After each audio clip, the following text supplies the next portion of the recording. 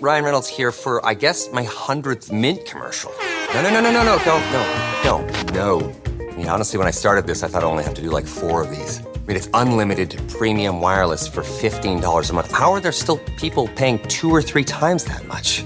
I'm sorry, I shouldn't be victim blaming here. Give it a try at mintmobile.com/save. Whenever you're ready. $45 upfront payment equivalent to $15 per month. New customers on first 3-month plan only. Taxes and fees extra. Speed slower above 40 gigabytes. See details. A science story, huh? These NYU scientists, I felt right. But I was so And I just thought, well, I had figured it out. it was that golden moment. Because science was on my side.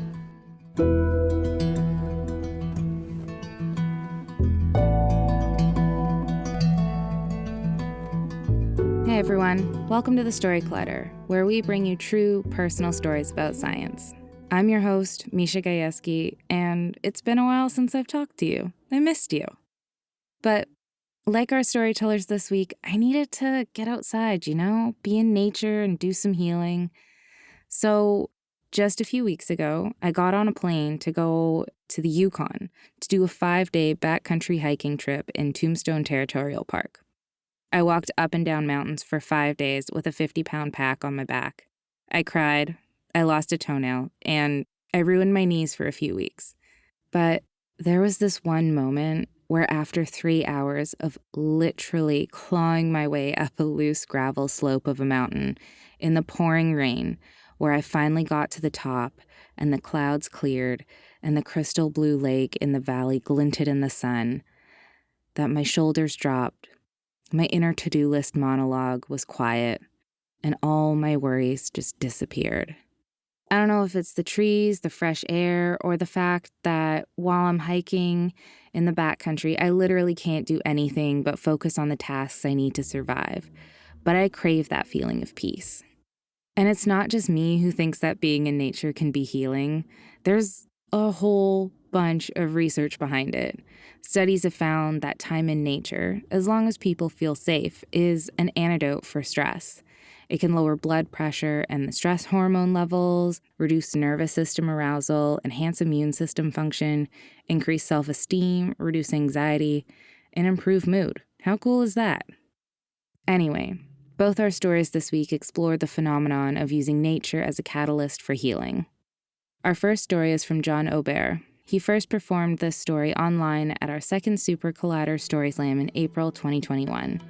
But it was professionally recorded in John's home in Davis, California.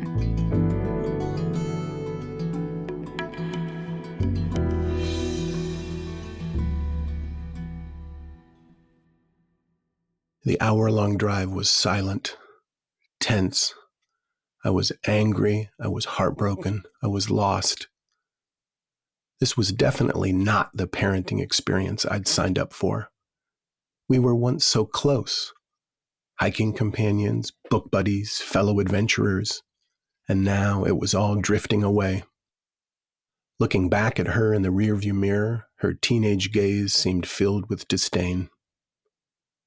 Now, I always liked kids, but I wasn't remotely prepared for the depth of love, heartache, and emotional investment I would come to experience as a new father. To our dismay, parenting didn't start off so well for my wife Nancy and me, as Jenny landed in the NICU with breathing problems when she was born. The NICU, the Neonatal Intensive Care Unit. While we were grateful for the wonders of modern medical science, the whole experience was stressful and emotionally draining. The second night, sensing that my rock star wife was nearing complete exhaustion, I encouraged her to get some rest and assured her that I would wake up and be at the hospital for the scheduled 3 a.m. feeding. Because that's how they roll in the NICU, whether we liked it or not. As I walked in, the friendly nurses looked at me quizzically and asked me what I was doing there. "I'm here to take care of my little girl," I said with my newfound sense of paternal pride and responsibility. Sitting in that sterile room, holding her, giving her a bottle, gazing into her beautiful little face, all worry melted away. We were the only 2 souls in the universe. Thankfully, she made a full recovery. I poured myself into fatherhood. I took her hiking, read her book after book, and sang her songs at bedtime every night.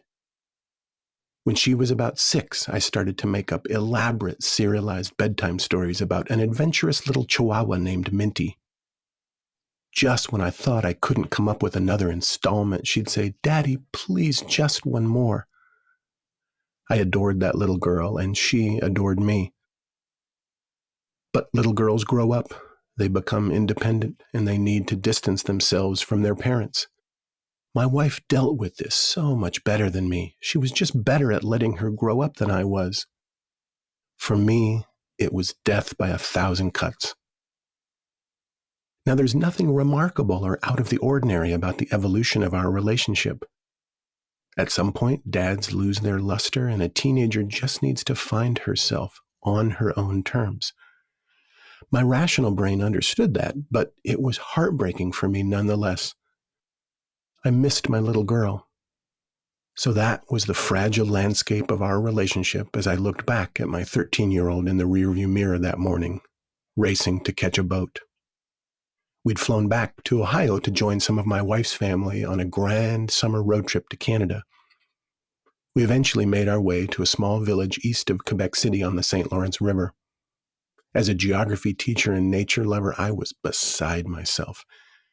We rented a place overlooking the massive river, ate poutine, stood at the edge of a huge thundering waterfall, explored the northern hemisphere's most southerly fjord, ventured into a 500,000,000-year-old meteorite impact crater, and on and on. It was glorious. So good for the soul.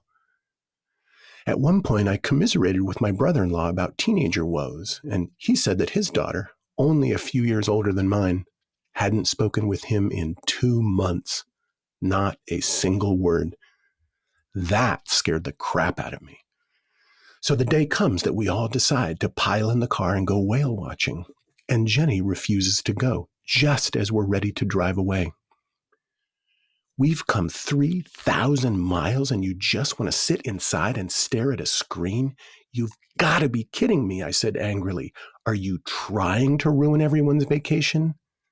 I threw in just for good measure, instantly regretting it. Fortunately, my wife stepped in calmly and convinced her to come. My heart was heavy. After enduring that somber drive, we finally arrived at a small village situated roughly where the St. Lawrence River opens into the Atlantic Ocean. We opted for a Zodiac, where you're close to the water and actually have to suit up in foul weather gear to keep dry. 7 of us, kids and adults, climbed aboard and sped away for encounters unknown. It is awesome, magical. We see whales in the distance through the mist. Then a large pod of belugas just 100 yards away.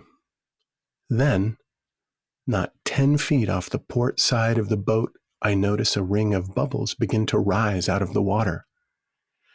My heart starts to race. I can barely speak.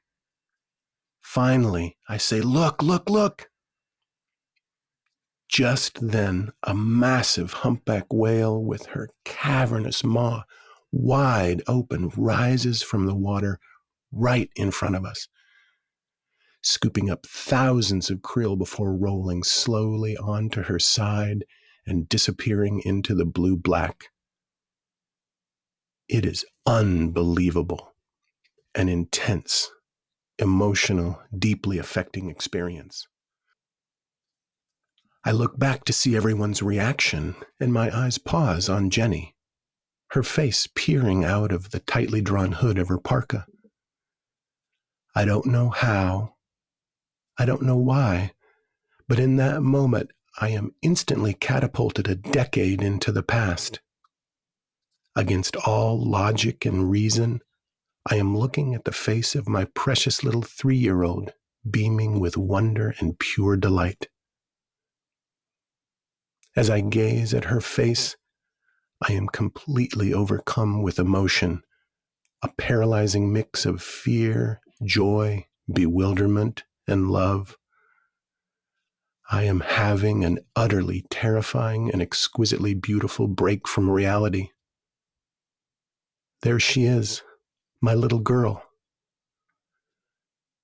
I turn away and weep into the sea, realizing that she's been with me all along. Thank you.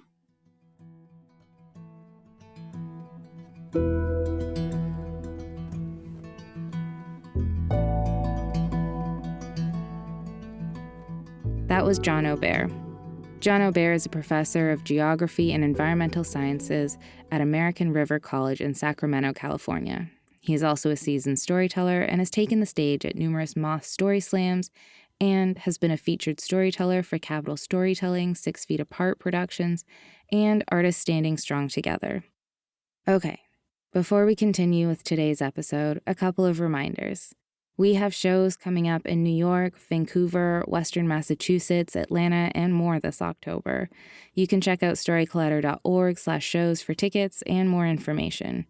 And if you'd like to learn more about how to tell a science story, check out storyteller.org/education.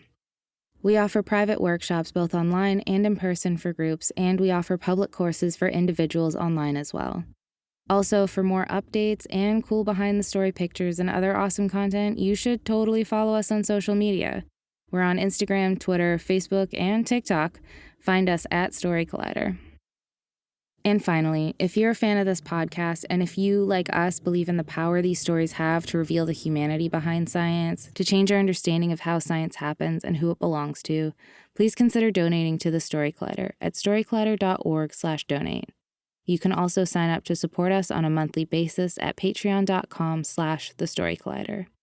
Our Patreon supporters can receive an ad-free version of this podcast, as well as occasional bonus episodes and other gifts. We're so grateful to everyone who helps make our work possible. What's the best way to learn a new language? Immersion. But sometimes that's not in the cards. But you can still learn a language the second best way, and that's with Babbel. Now, I might only be 1 week into learning German with Babbel, but I'm so excited to start being able to speak German with my mom. With Babbel, you can learn everything you need to have real-world conversations, and all it takes is just 10 minutes a day. One study found that using Babbel for 15 hours is equivalent to a full semester at college, which is bonkers. But Babbel is conversation-based learning with science-backed cognitive tools like spaced repetition and interactive lessons created by real language teachers and voiced by real native speakers. So here's a special limited-time deal for our listeners. Right now, get up to 60% off your Babbel subscription, but only for our listeners at babbel.com/story. Get up to 60% off at babbel.com/story. Spelled BABBEL.com/story. Rules and restrictions may apply. Our second story is from Sarah Luchini. It was performed at a sponsored show for the Scudic Institute in Winter Harbor, Maine in June this year.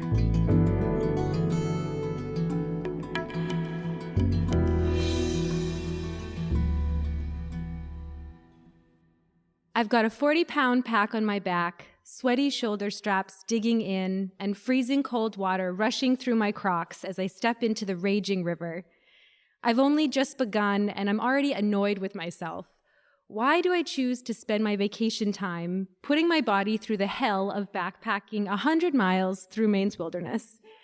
I could be relaxing on a beach with a drink. That would be lovely. It would be great if that was my idea of how to spend a vacation. But honestly, spending a week out in Maine's woods, hiking every day through dense forest and mountains, barely seeing any signs of human life, not having to shower for a week, and just living the simplicity of eat, sleep, hike, repeat, that's my idea of a good time. So here I am, heading northbound through Maine's wilderness. And for those who don't know, the 100-mile wilderness is a 100-mile section of the Appalachian Trail that reaches just before the northern terminus of Mount Katahdin in Baxter State Park. It's known as the most rugged and remote section of the AT, which stretches from Georgia to Maine, and is the longest section without any intersecting towns, so resupplies are pretty tough. And at this point in time, I'd never done any backpacking before. Lots of hiking, but never any backpacking.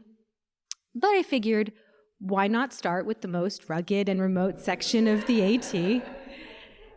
I do love a good challenge, and for me, hiking has always been my favorite form of therapy, a way to quiet my mind, ease any racing thoughts, to prove to myself that I am capable and strong. So here I am, 6 miles in, 94 miles to go, facing my first river ford. And I'd also never forded a river before. I mean, rock hopped through streams, sure, but crossing a raging river with a heavy pack on my back that's just threatening to pull me in or throw me sideways. I mean, there's a good reason why everyone says unclip your hip belt as you're crossing. Terrifying. But I'm in it now. I step forward slowly into the water, not taking a single step for granted. Easing forward, trying to navigate with my feet any possible dips or holes. I can't slip and fall in. I can't. If I do fall in, my gear will get soaked. And the next 7 days will be soggy, miserable, and cold. Or maybe even worse, I'll fall in, my gear will go flying down the rapids, I'll lose my tent, my 14-pound food bag, all my gear. I'll have to chase through the rapids to collect every last bit of gear so as to not leave a trace, and also survive the next 7 days, as I hope to do. So I ease forward slowly. The water already, even just a few steps in, is deep and crashing around me, already starting to throw my body side to side. And I step forward, and without looking up, I can feel the protective shadow of the tree canopy above me fall away, and a blast of sun hits my shoulders. It's so hot. But I realize in this moment, I've never been so focused, so present on everything that's going on around me. It's like everything I'm seeing and feeling in this moment, the water, the crashing rapids, the sun, that's all I'm focusing on. There's no thoughts of impending deadlines or work schedules or how my tone in that one email 2 years ago was probably weird, or that awkward thing I said at a party last week. My mind is present in this moment, and I ease forward slowly, carefully. And then I'm just feeling this sun. I mean, being present in this moment means that all I can focus on is this heat, this sweltering heat. September in Maine, and it is so hot. And already I'm starting to crave a slight comfort of home. Chocolate ice cream. That's what I want. I mean, I know that 6 miles on trail is too soon for hiker hunger to set in, but I am really craving this chocolate ice cream. Just digging into the carton, spooning around the edges where it's already melted and smooth. That's what I'd kill for. And you know when you're craving something so intensely, you can basically taste it. In this moment, I can taste the chocolate ice cream. And then, for the first time since I've been on trail, my mind is suddenly transported out of this moment, away from the river, from the rapids, from the threat of falling in, losing my gear, or not making it across. And suddenly, I'm back on my parents' couch with Allison, my big sister. There's a mushy carton of chocolate ice cream that sits between us, and Allison's digging in, licking the spoon, and laughing.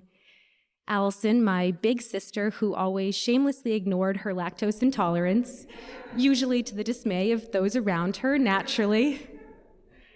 And behind us, from my dad's speakers, All Out of Love by Air Supply is playing loudly, and we're singing that ugly, cringy kind of singing where you know you sound awful, but you just don't care. And I'm standing in the water, in the rapids, crashing around me, but I can hear Air Supply, and I realize it's me. I'm singing. I'm all out of love. I'm so lost without you. And I start to laugh at the hilarity of a song that truly does not fit the moment. I mean, if this was a movie, it would be the perfect song at the perfect moment. It would be a beautiful song to score this beautiful scene. It would not be Air Supply. One more step forward, still singing one more ridiculous verse. And the water is rising now.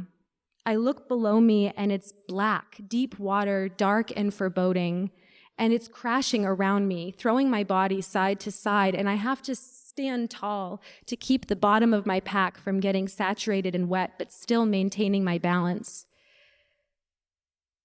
But I can still see Allison smile.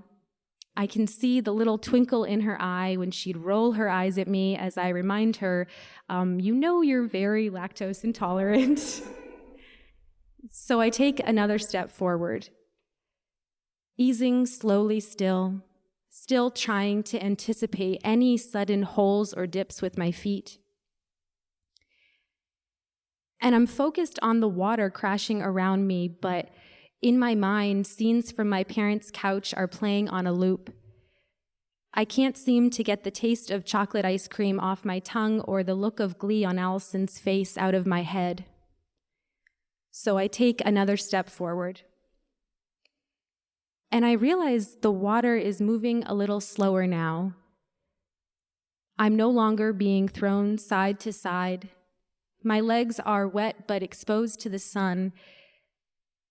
And I look and I can see the shore, the other bank ahead of me, so close, within reach. I look down and the water, once black and dark, now is clear and I can see the bottom. The rocks under my feet feel small, smoother, fewer jagged edges. And the water is moving slower. I take another step forward and I'm still hearing Allison's laugh. One more step and the water is easily lapping against the bank ahead of me.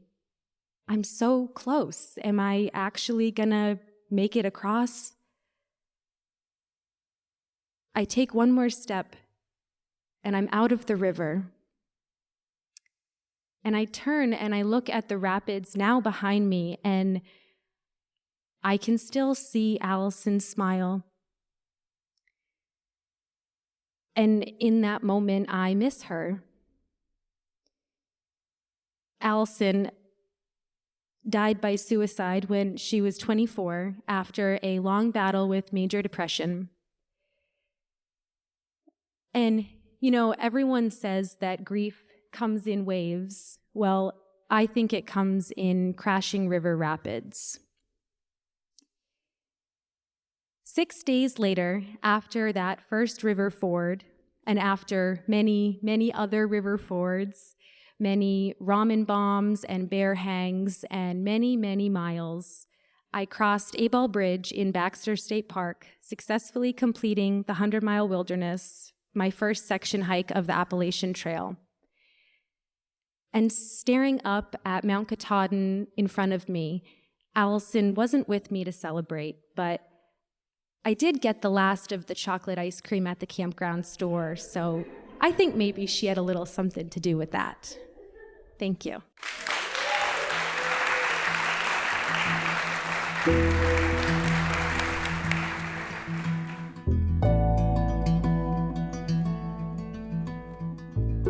That was Sarah Luchini. Sarah is a marketing specialist at Schoodic Institute at Acadia National Park. Before that, she was a graphic designer, and in her free time, Sarah enjoys being out on the trails, hiking and biking, or paddleboarding at home with her cat, Murray. And just in case you were wondering, yes, Murray always wears a life vest. The Story Collider is so grateful to John and Sarah for sharing their stories with us. The Story Collider is also very grateful for the support of Science Sandbox, the Simons Foundation initiative dedicated to engaging everyone with the process of science. This podcast is produced by Aaron Barker, executive director and co-founder of The Story Collider, along with me, managing producer Misha Gajewski, and senior podcast editor Jen Chen, and with help from education director Lily B. Special thanks goes out to Story Collider's board and the rest of our staff, including managing director Anne-Marie Lonsdale, science advisory fellow Edith Gonzalez, and operations manager Lindsay Cooper, without whom none of this would be possible. The stories featured in today's episode were from shows produced by Ari Daniel and Nissa Greenberg and Devin Kodjas, respectively. Our theme music is by Ghost, and next week we'll be back with stories about blending in. Until then, thanks for listening.